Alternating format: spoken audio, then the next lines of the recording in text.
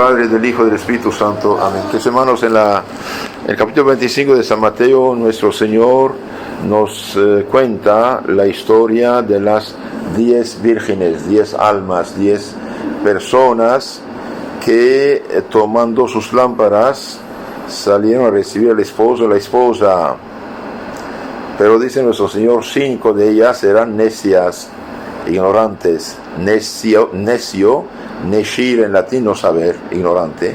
5 eran necios, ignorantes, y 5 prudentes, en el futuro, prevén. ¿Qué va a pasar con ellas?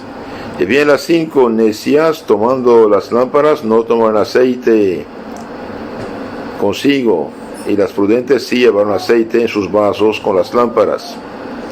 ¿Y qué va a pasar? Como tardó el esposo en llegar, entonces todas durmieron.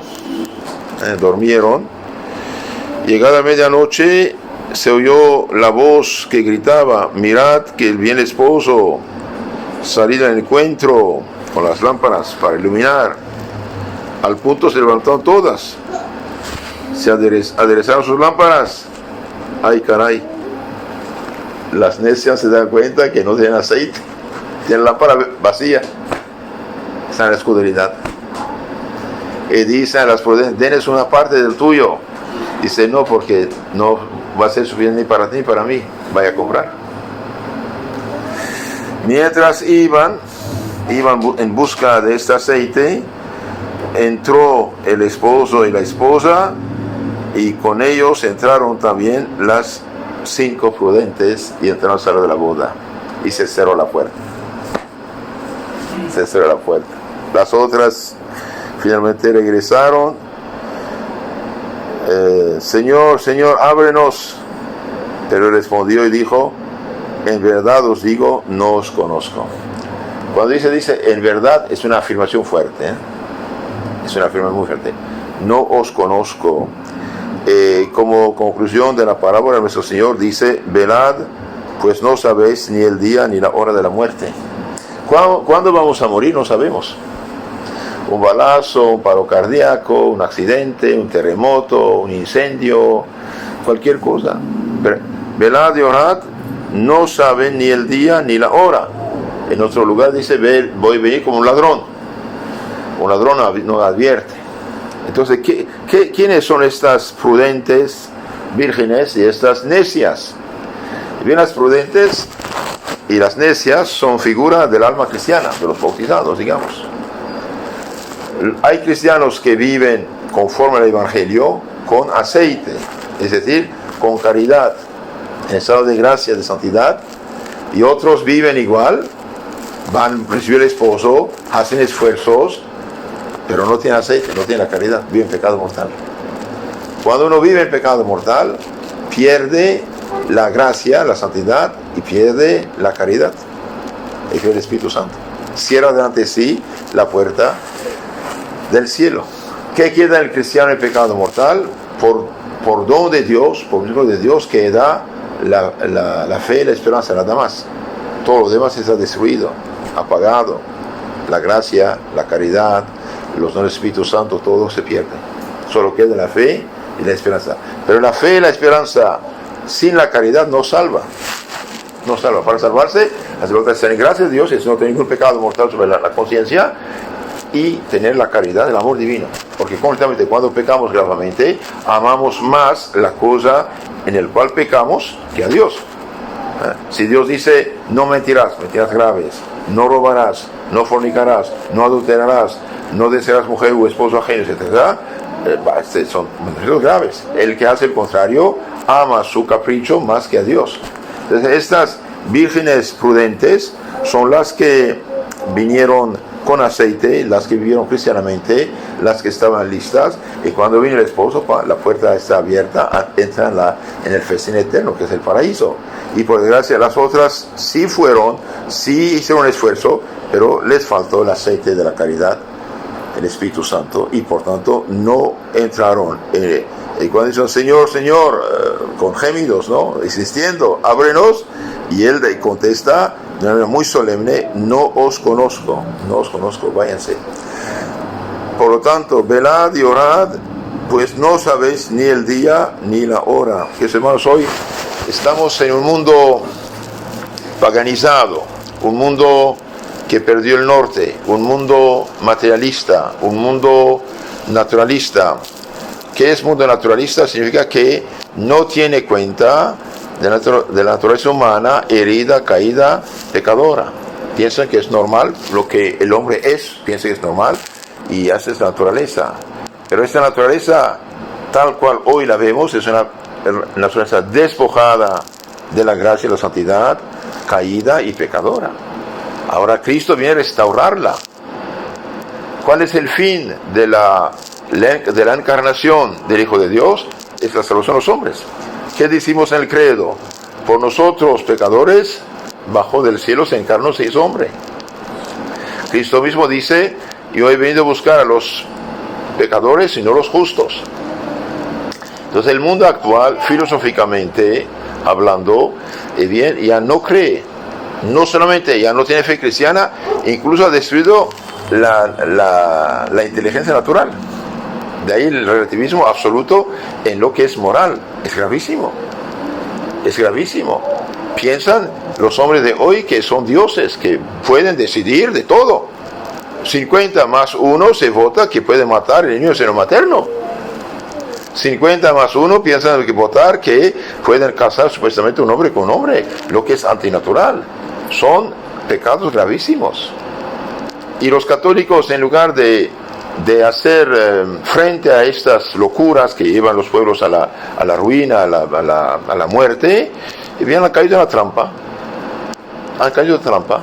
Y todo eso aprovechando de un beneficio del cristianismo, fíjese.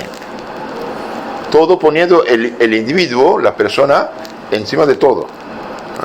La persona ya está por encima de todo, supuestamente. Se burlan de ella, pero le conceden todos los digamos, derechos falsos que no son naturales al pecado. Pero cuando uno mira la historia, esto es la historia, y bien la humanidad en su dignidad humana, en su libertad intrínseca de ser humano, la liberó la Iglesia Católica, la liberó el Evangelio de Cristo. La mitad, más que la mitad de la humanidad antes de Cristo, que eran esclavos, se compraban y se vendían como animales, no tenían absolutamente ninguna dignidad, ningún derecho. Supongamos una familia en tiempo de los romanos, griegos, egipcios, asirios, de una ciudad conquistada. El padre lo vendía, iba a México, la madre iba a Brasil, la hija iba al Caribe, el otro hijo iba, no sé, a Colombia. Así de sencillo, es disperso. Los esclavos no tienen derecho al matrimonio. Se unían como los animales, se reproducían, y los hijos eran esclavos. Nacían esclavos, propiedad del dueño. Entonces el cristianismo, al predicar el evangelio, al poner la hermandad, la fraternidad entre los hombres, restableció la dignidad humana y hasta creó lo que llamamos hoy derechos humanos, en el sentido más noble de la palabra. Y nos robaron esas cosas para ahora dar al individuo derechos que no son naturales. Por ejemplo, cuando una mujer, después de haber hecho sus tonteras, fechorías, vamos a decir, fornicaciones, queda embarazada, tengo derecho de hacer con mi cuerpo lo que quiero. Y bien, físicamente, científicamente, está comprobado que el niño concebido en el seno materno no es la madre, no es cuerpo de la madre. Está en un santuario de la vida que la naturaleza confía a la madre, pero no hace parte de su cuerpo. La prueba, unos de nosotros ya no tenemos nuestra madre, murió y yo vivo, ¿no? Por lo tanto, yo no soy parte del cuerpo de mi madre. Yo fui concebido, alimentado, desarrollado en el seno de mi madre, pero mi madre, al darme luz, ella vive, ella muere y yo vivo, aparte. Entonces hoy piensan que con ideas así falsísimas, que dan un derecho que no es un derecho. Un derecho es lo que corresponde a la naturaleza. Por ejemplo, ¿mi oreja tiene derecho a la comida? Un día pregunté a un niño de 5 años: oye, niño, ¿por qué no pones la comida en tu oreja? porque me lo tapa. Así sencillo, sentido común. ¿La boca tiene derecho a la comida? Sí, porque está hecho con dientes, masticar y tubo digestivo y a dónde tiene que irse. Y una fábrica extraordinaria química va a transformar esta comida en vida. Sí, eso sí. Entonces, queridos hermanos, hoy estamos en un mundo de locos. De locos. Entonces, no tengamos miedo a hacer frente a las locuras de los locos. ¿Qué hacemos? ¿Qué hacemos? Cuando una persona pretende matar al hijo en el seno materno y dar derecho y pagar al asesino verdugo, no digo veterinario, el mismo veterinario hace obra buena con los animales, pero bien, mata al niño en el seno materno, eso no es un derecho. Aunque legalmente unos locos hayan votado esto, aunque lo hayan hecho, no vale nada. Es injusto, es un crimen contra la criatura, es un crimen contra la humanidad, es sangre derramada de inocente que clama al cielo.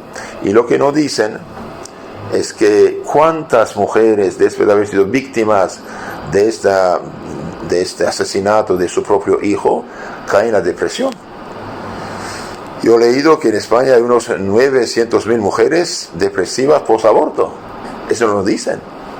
Cuando un niño sabe que sus padres abortaron a un hermanito, ya no le tienes confianza. Si mataron a mí también me hubiera podido matar. Cuando un padre, que a pesar suyo, la rebelde mujer, hizo esta fechoría, cada vez que ve un niño, mi hijo hubiera tenido esta edad. ¿Y cuántas mujeres que abortaron a lo tonto de su necedad, de 20, 30, 50, ay, mi hijo tiene que ser que como este? Y sufrimiento terrible, terrible. Entonces, nuestro Señor dice, sean prudentes, no sean necios. Somos cristianos, gracias a Dios, tenemos el don de la fe y además tenemos el don de la inteligencia. La inteligencia es un don de Dios. Hoy están destruyendo la inteligencia. Y al destruir la inteligencia, el demonio hace una buena cosecha. Porque la gente ya que no utiliza su propia inteligencia natural, va tras cualquier tontera inventada por cualquier loco o demoníaco y va a hacer pecados y perderse. Por eso que, hermanos, utilicemos nuestra fe, claro. Nuestra fe nos dice que somos criaturas de un Padre muy bondadoso, que nos destina la felicidad eterna del paraíso, que quiere evitarnos la desgracia, la más grande de la vida humana, el pecado mortal y su consecuencia, el infierno eterno. Quiere hacernos felices sí, pero con la cruz. Felices con la cruz. Si queremos felicidad absoluta en este mundo sin cruz, estamos equivocados. ¿Por qué? Porque el paraíso terrenal ya se acabó. Hace mucho tiempo. ¿Qué dice el proverbio? Per crucem ad lucem. Por la cruz ciega la luz. Hace poco leí que una mujer que sufría muchas enfermedades se quejó con el Padre Pío, el Santo Padre Pío. ¿Por qué Dios permite tanta enfermedad y sufrimiento físico que tengo? Y el Padre Pío dijo, tranquila, todavía va a sufrir 2 años. Y esos sufrimientos que sufrió van a causar la salvación de tus familiares. Sin estas cruces, sin estos sufrimientos, no se hubieran salvado. Si nuestro Señor no hubiera dado su vida en la cruz, no tendríamos los medios de salvación. Por lo tanto, que hermanos, alumbremos nuestra fe cada día con la lectura del Evangelio, con la lectura de vida de los santos, con la lectura del Evangelio sintetizado, metódicamente organizado, el catecismo. Imitemos los santos y no llenemos nuestra mente, nuestra memoria de ideas falsas, de las películas, de novelas, de eso, de gente que no tiene fe. En general, el mundo actual sí anda mal, porque ya los cristianos no tienen un peso social. La cultura cristiana está menospreciada, rechazada, echada a la basura, y cualquier locura se difunde y se hace como lo mejor que hay, pero causa desgracias. Entonces, alumbremos nuestra fe, dije, llenemos nuestra mente del ejemplo de cultura cristiana de los santos que son los campeones de Cristo, vivamos en gracia santificante y no tengamos miedo de lo que dirán los demás. Hoy una persona que no sigue la corriente mala, lo señalan, lo menosprecian, lo menosprecian, y él, si es cobarde, va a temblar y va a seguir la corriente. Y bien, no. Tenemos que saber que somos hijos de Dios, no somos cualquiera. Un bautizado, un confirmado, una persona en estado de gracia es una persona hija de Dios. Por lo tanto, no puede comportarse como gente de la calle perdida y pecadora y sucia. Y si hemos tenido la desgracia de haber perdido la gracia y la santidad del pecado, una buena confesión nos purifica, nos santifica. No hay pecado que la iglesia no pueda perdonar. Con tal que hay arrepentimiento, hay perdón. Nuestro Señor derramó su sangre en la cruz. Una gotita de la sangre de Cristo destruye todo pecado, por muy horrible que sea. Por ejemplo, se lee en la vida del judío Dr. Nathanson, abortista, que abortó a unos 72.000 niños. Él hizo la primera cosa, ¿cómo se llama? Resonancia, que usa una máquina sobre ultrasonido. Gracias, y bien, se dio cuenta que algo no funcionaba. Dejó de abortar, pasó una crisis tremenda, fue edificado al ver los católicos rezar delante de las clínicas abortistas, y finalmente este hombre va a convertirse y hacerse bautizar. Al bautizarse, bien, arrepentido, todos los pecados que había hecho quedan borrados. Entonces, si hemos pecado, si hemos fallado, una buena confesión, reconciliarnos con Dios y así tener la puerta del cielo abierta. Entonces, en resumen, las vírgenes prudentes son las que viven gracia en santidad, las necias e ignorantes son las que viven pecado. En resumen, sin la gracia, sin la santidad. Y nuestro Señor dice: velad y orad, porque no sabéis ni el día ni la hora. No sabemos. Por eso, si queremos salvarnos, tratemos de ser siempre en estado de gracia. Así de sencillo. Siempre en estado de gracia. Cualquier momento que Dios nos llame, aquí estoy, Señor, presente. Y gracias. Y no olvidemos también, si hemos pecado en el pasado, si hemos fallado, de hacer penitencia, reparación de nuestros pecados pasados, para no pasar un montón en el purgatorio.